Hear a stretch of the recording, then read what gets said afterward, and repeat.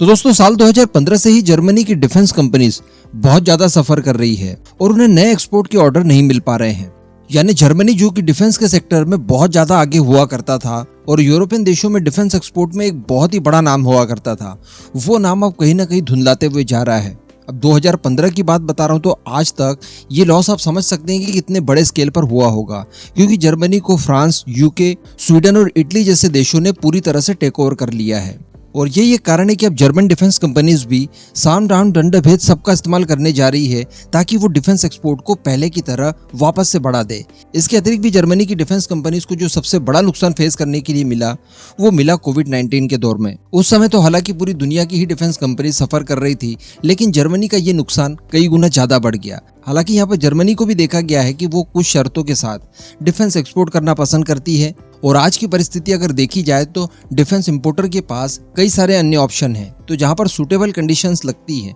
वहीं से कोई भी देश अब इंपोर्ट करना पसंद करता है, क्योंकि वैसे भी पिछले कुछ सालों की अगर बात की जाए या पूरे एक दशक की बात की जाए तो जर्मनी की तरफ से ऐसा कोई भी नया वेपन नहीं बनाया गया जो कि बहुत ज्यादा पॉपुलर हुआ हो या जिसका कोई भी दूसरा ऑप्शन मौजूद ना हो। अब भारत की अगर बात की जाए तो भारत की तरफ से जर्मनी के सबमरीन्स के अंदर इंटरेस्ट दिखाया गया था और भारतीय नौसेना की तरफ से प्रोजेक्ट 75I को लॉन्च किया गया था, जो प्रोजेक्ट $4 बिलियन की वैल्यू रखता है। लेकिन हम लोगों ने यहाँ पर देखा कि एक एक करके सभी प्रतियोगी इस टेंडर से बाहर हो गए। वैसे हमारी ओरिजिनली जो चॉइस थी वो जर्मनी ही था और जर्मनी से ही सबमरीन्स हमें अक्वायर करनी थी, लेकिन इसमें जर्मनी के साथ साथ अलग अलग सभी प्रतियोगी इस प्रोजेक्ट से बाहर हो गए और यहाँ पर रिस्पॉन्सिबल बताया गया भारत के द्वारा रखी गई शर्तों को, जो कि काफी ज्यादा हार्ड थी और टेक्नोलॉजी को लेकर भी भारत बहुत ही ज्यादा हार्ड कंडीशन रख चुका था। लेकिन दोस्तों जब सारे ऑप्शन भारत के हाथ से चले गए, इस मौके का फायदा उठाने के लिए जर्मनी की तरफ से दोबारा एक भारत को ऑफर दिया गया और यहाँ पर गवर्नमेंट टू गवर्नमेंट डील करने की बात कही गई। लेकिन इस बार भारत ने नहीं बल्कि जर्मनी ने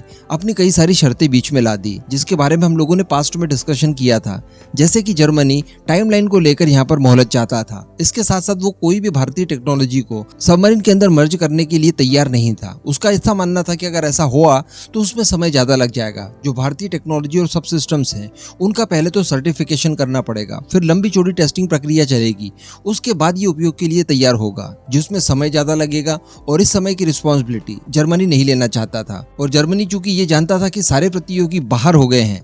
ऐसी परिस्थिति में हमारा चांस इन सब शर्तों के बाद भी बनता है। लेकिन अब बताया जा रहा है कि रशिया की तरफ से भी इस तरह का एक ऑफर दे दिया गया है और रशिया का ये जो ऑफर है ये काफी ज्यादा सूटेबल है जर्मनी के ऑफर से, क्योंकि रशिया की तरफ से ये कहा गया है कि वो भारतीय टेक्नोलॉजी और सब सिस्टम्स को इंटीग्रेट करने के लिए तैयार है। मैं आपको बता दूं कि रशिया की तरफ से अपनी अमूर क्लास की जो कन्वेंशनल डीजल इलेक्ट्रिक सबमरीन है उनको लेकर भारत को ऑफर दिया गया है। इसी के साथ साथ इसमें लॉन्ग रेंज में लैंड अटैक क्रूज मिसाइल, जो कि रशियन फोर्सेस भी इस्तेमाल करती है, आपने नाम सुना होगा कैलिबर मिसाइल का, उसके साथ देने के लिए तैयार है। इसी के साथ साथ वर्टिकल लॉन्च सिस्टम के साथ 3000 डिस्प्लेसमेंट वेट के साथ ये सबमरीन्स आने वाली है। इसके अलावा बताया गया है कि रशिया ने DRDO के AIP सिस्टम का भी इस्तेमाल करने के लिए कहा है। थोड़ा आगे जाकर देखें तो communication system, combat management system और इस तरह के जितने भी सब सिस्टम स्वदेशी तौर पर तैयार किए गए हैं उन सभी के इंटीग्रेशन के लिए रशिया ने अपनी सहमति दे दी है। और अगर टोटल मिलाकर देखा जाए तो रशिया ने 70 से 80% स्वदेशी कंटेंट इस्तेमाल करने के लिए भारतीय कंपनियों का साथ लेने के लिए